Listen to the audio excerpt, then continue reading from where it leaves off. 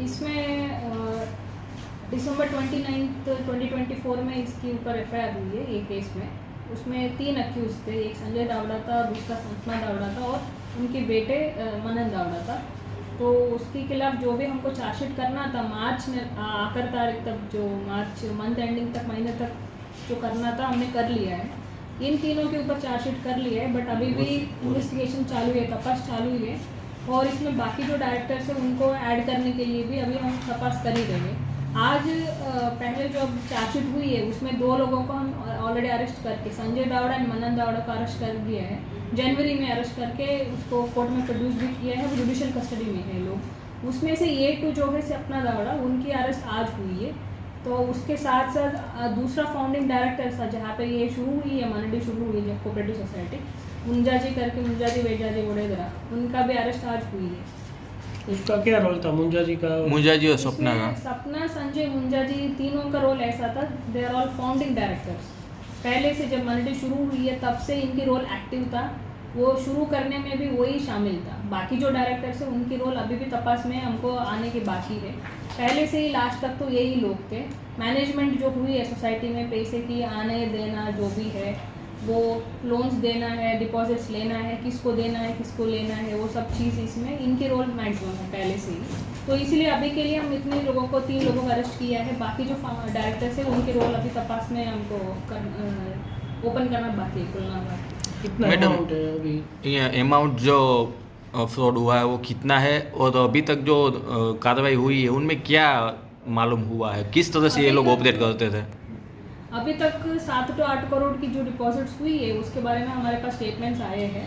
उसमें ठराव बुक में ऐसा लिखा हुआ था कि डायरेक्टर्स संजय दावड़ा को अथॉरिटी दिया है कि आप जाके डिपॉजिटर से पैसे ले लो। इसीलिए एफआईआर भी संजय दावड़ा के नाम के ऊपर इसीलिए हुई है। बाकी जितने भी डिपॉजिटर्स है वो सभी संजय दावड़ा को ही पहचानते हैं।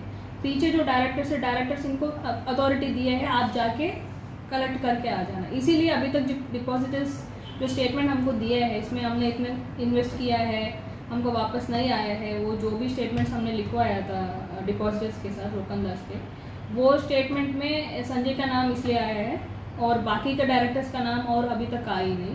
बट बैक एंड में जो सोसाइटी के काम के अंदर जो बात होती है कि क्या क्या काम होती है, जैसे कि जलाराम कोऑपरेटिव क्रेडिट सोसाइटी की union bank of India, corporation bank of India में एक बैंक अकाउंट है, उसमें से पैसे लेना देना कैसे निकालना है, उसमें 3 लोगों का रोल है, इसमें पावर होती है उन लोगों का, संजय, मुंजाजी एंड सपना दावड़ा।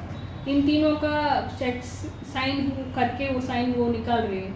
तो वो तीनों का रोल भी इम्पोर्टेंट मेजर रोल है इसमें। अब आगे क्या प्रोसीजर होगा उसके? अभी तक जो हम 90 दिन में किया है, इसमें हम आइडेंटिफाई किया है कि डिपॉजिटर्स कितने हैं, अभी तक कितना अमाउंट डिपॉजिटर्स इनको पैसे रखा है। उसके बाद हमको यहाँ से कितने लोगों को लोन गया है वो हमने निकाला है। थोड़ा अभी तक इतना पता चला कि जितने भी डिपॉजिट अमाउंट आए हैं उसमें से 2-3 करोड़ का अमाउंट ही हमको लोन में दिलवाया है। बाकी अमाउंट जो है वो कहाँ गई वो अभी तक ऑन पेपर पता नहीं।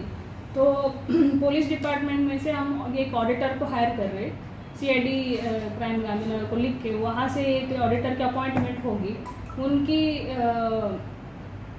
उनकी ऑडिट में हमको पता चलेगा कि जो भी पैसे इसमें आ रहे हैं वो कहाँ जा रहे हैं। उसके लिए रिपोर्ट 1 महीने के अंदर आ जाएगी इसमें।